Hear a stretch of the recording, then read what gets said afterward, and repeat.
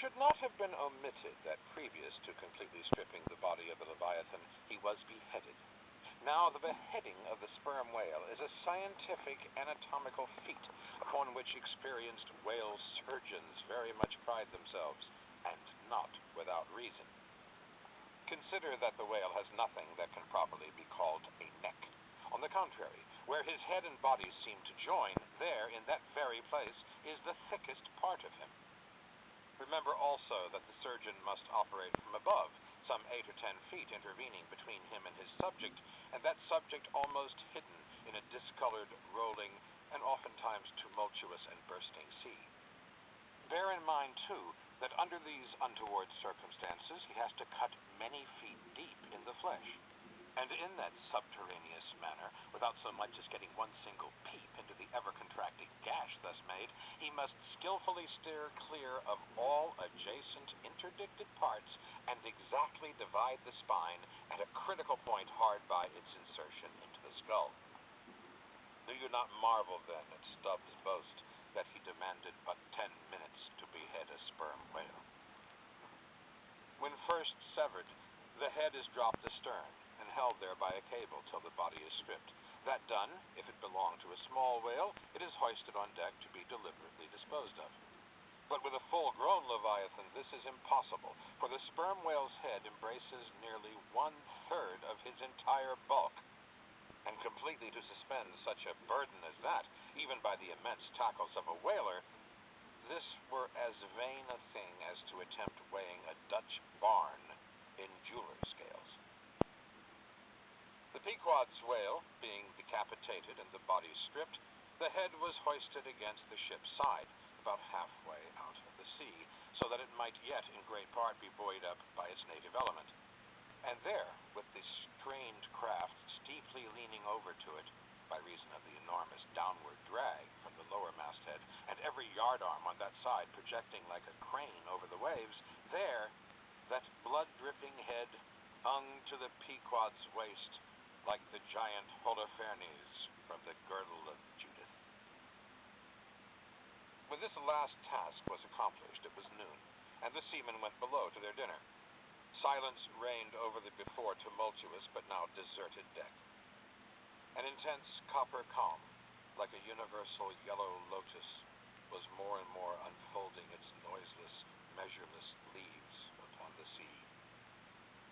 A short space elapsed, and up into this noiselessness came Ahab alone from his cabin. Taking a few turns on the quarterdeck, he paused to gaze over the side.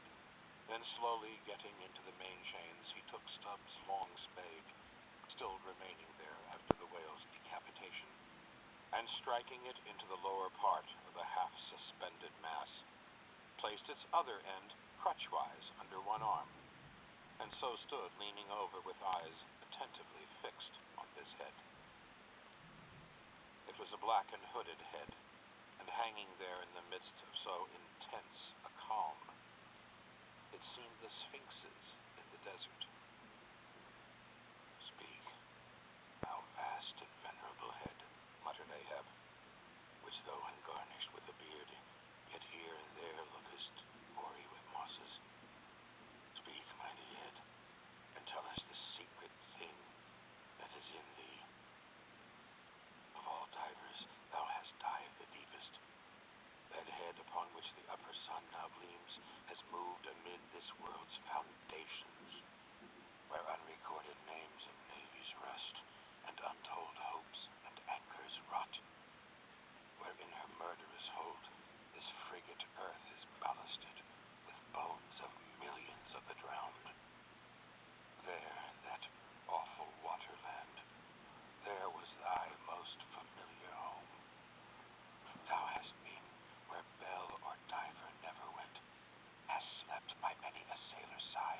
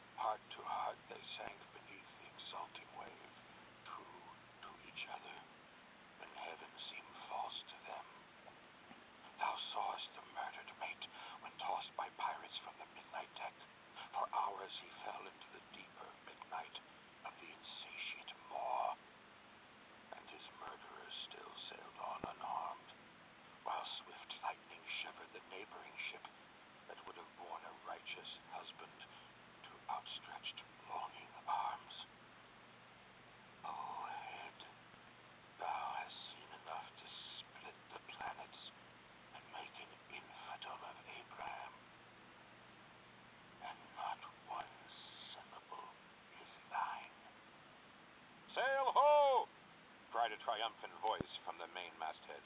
Aye.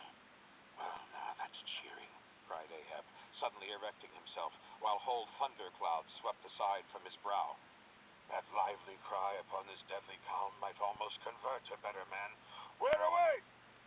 3 points on the starboard bow, sir, and bringing down her breeze to us. Better and better, man. Would now St. Paul would come along that way, and to my breezelessness bring his breeze. O nature, and O soul of man, how far